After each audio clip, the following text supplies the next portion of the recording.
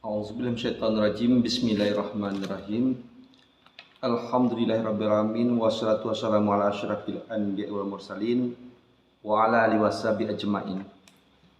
Puji dan syukur kepada Allah Subhanahu wa taala.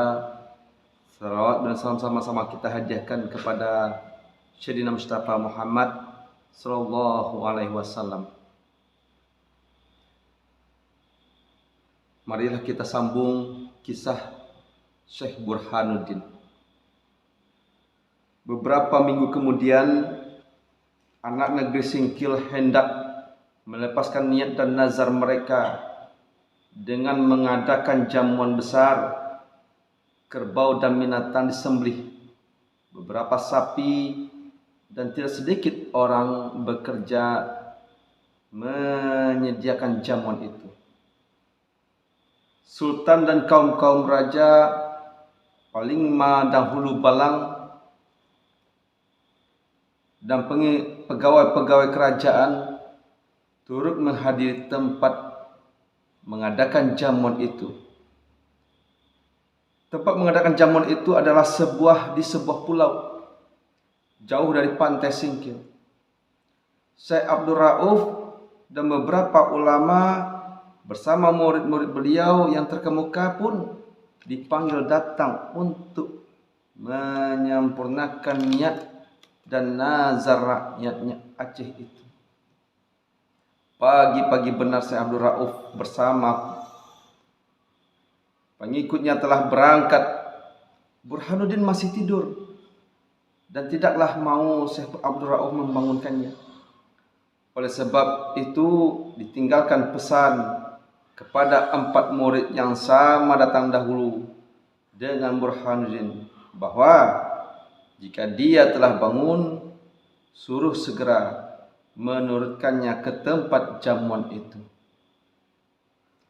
Syekh Abdul Rauf telah sampai dahulu dan anak negeri sudah banyak berkumpul di situ. Burhanuddin pun bangun dan orang yang berempat itu pun segera menyampaikan pesan gurunya kepadanya. Oleh karena taat dan patuh pada gurunya, tidak memikirkan panjang serta tidak banyak tanya ini dan itu, dia bersiap untuk berangkat dan segera pergi ke pantai. Orang yang berempat itu tertawa dan geli hatinya melihat Burhanuddin demikian.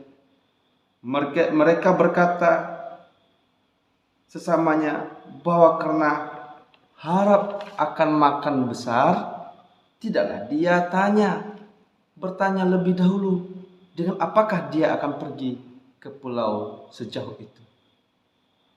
Sedangkan perahu dan sampan semuanya sudah berlayar.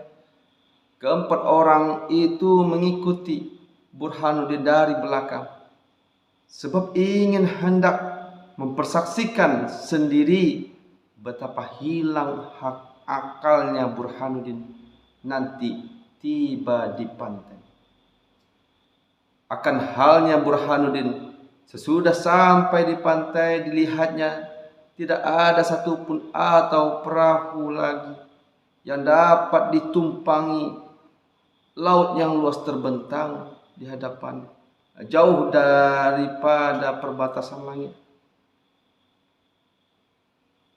Terbayanglah pula tempat guru menghadiri jamuan itu. Pesan guru harus ditaati. Dan apalah nanti, kata Syekh Abdul Rauf, jika dia tidak turut hadir di situ. Dilihatnya kiri dan kanan, tidak ada manusia tampak untuk bertanya dan tempat bertenggang. Maka berserah dirilah dia kepada Allah. Semoga Tuhan memberikan kelapangan dan pertolongan dalam saat yang sulit demikian. Didorong oleh cinta dan setia pada guru, akhirnya dia mengambil keputusan untuk berenang saja ke pulau itu. Dia pun pergi, kemudian ke dekat ombak yang memecah.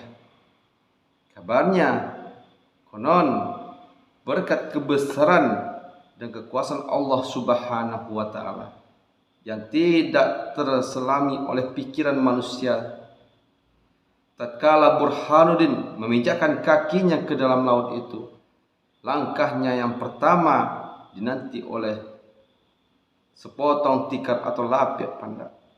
Langkah yang berikutnya pun disambut oleh sepotong lapik pandak juga. Dan demikianlah selanjutnya. Setiap langkah menempuh laut yang luas itu, beliau telah melalui leretan tikar pandak pada tiap langkahnya. Seakan-akan beliau berjalan di atas bumi yang keras.